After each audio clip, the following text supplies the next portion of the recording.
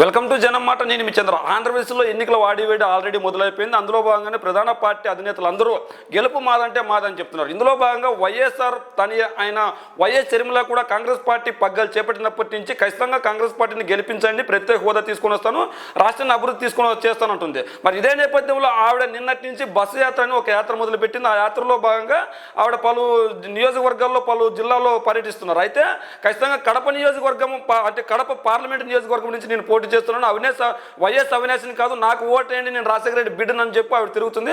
అయితే ఆవిడ మాటలు ఒకసారి విందాం. ఆవిడ బస్ యాత్రలో ఆవిడ ఇంటింటి అంటే ప్రచారం చేస్తుంది. బస్ యాత్రలో ఆవిడ పాల్గొంది, బస్ యాత్రలో పాల్గొంది, ప్రజలు కూడా ఎక్కడ ఉన్నారు ఒకసారి విందాం మనం.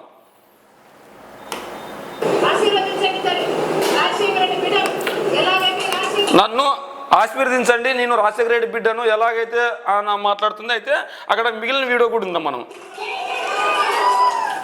చూడండి. మనం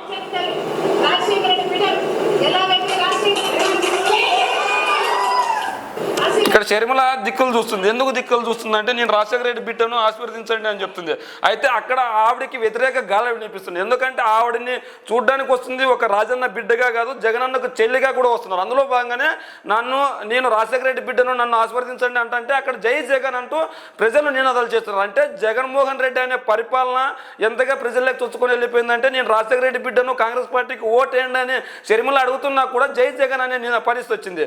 అంటే ఈరోజు జగన్మోహన్ రెడ్డి గారు పరిపాలన ఎంతమంది అడ్డుకోవాలని ప్రయత్నించినా కూడా వాళ్ళ ప్రయత్నాలన్నీ విఫలమవుతున్నాయని మనం అర్థం చేసుకోవచ్చు. నేను రాజశేఖర రెడ్డి బిడ్డను నన్ను ఆశీర్వదించండి అని ఆవిడ అడుగుతున్నా సరే మేము జగన్మోహన్ రెడ్డి గారి పార్టీకి ఓటు వేస్తామని చెప్పలేకపోయినా కూడా జై జగన్ జై జగన్ అని నినాదాలు చేస్తున్నారు. అప్పుడు షర్మిల గారు దిక్కులు చూస్తున్నారు. మరి దిక్కులు చూడాల్సిన పరిస్థితి ఎందుకు వచ్చింది? ఈరోజు వైఎస్ఆర్ కాంగ్రెస్ పార్టీని ఓడించడానికి చంద్రబాబు వల్ల కాక పవన్ కళ్యాణ్ బీజేపీతో పొత్తు పెట్టుకున్నాడు. అయినప్పటికీ వాళ్ళ వల్ల కాక వైఎస్ కుటుంబంలోని వైఎస్ షర్మిలని వైఎస్ సునీతని అడ్డగోలుగా చీల్చి కుటుంబ రాజకీయాల కోసం కుటుంబంలో జరిగిన హత్యలను కొన్నిటిని చేతి ఆసరగా తీసుకుని జగన్మోహన్ రెడ్డి గారు శివరాజకీయాలు చేస్తున్నట్టు విమర్శలు చేస్తున్నారు. ఎవరు వాళ్ళకు తొత్తుగా ఈరోజు షర్మిల కావచ్చు, సునీత కూడా మాట్లాడుతున్నారు.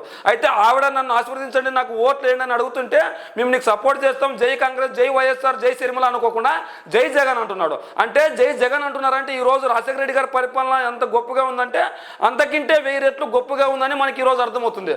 అందులో భాగంగానే జై జగన్ అంటున్నారంటే ఖచ్చితంగా షర్మిలకు ఎదురుగాలి వినిపిస్తుంది. ఖచ్చితంగా వచ్చే ఎన్నికల్లో షర్మిలకు డిపాజిట్లు తగ్గుతాయన్న ప్రశ్న కూడా ఇక్కడ మొదలైంది. తెలంగాణలో ఎలాగైతే మూటాముళ్ళ సర్దుకొని కాంగ్రెస్ పార్టీలో తన పార్టీని విలీనం చేసిందో ఇక్కడ కూడా అదే పరిస్థితి వస్తుందని మనకి పరిణామాలు చూస్తుంటే అర్థమవుతున్నాయి. ఖచ్చితంగా ఒక పార్టీ అధ్యక్షురాలు వెళ్ళి ప్రచారం చేస్తుంటే ఇప్పుడు పురంధేశ్వరి గారు బీజేపీ అధ్యక్షురాలుగా ఉన్నారు.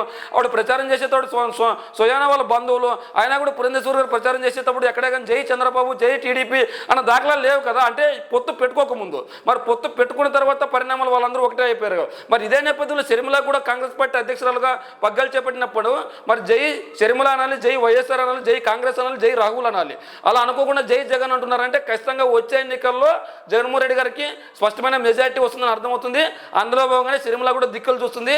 షర్మిల సభలో జై జగన్ అనే నినాదాలు చేయడాన్ని ఎంతవరకు కరెక్ట్ అనేది మీ కామెంట్ రూపంలో తెలియజేయండి.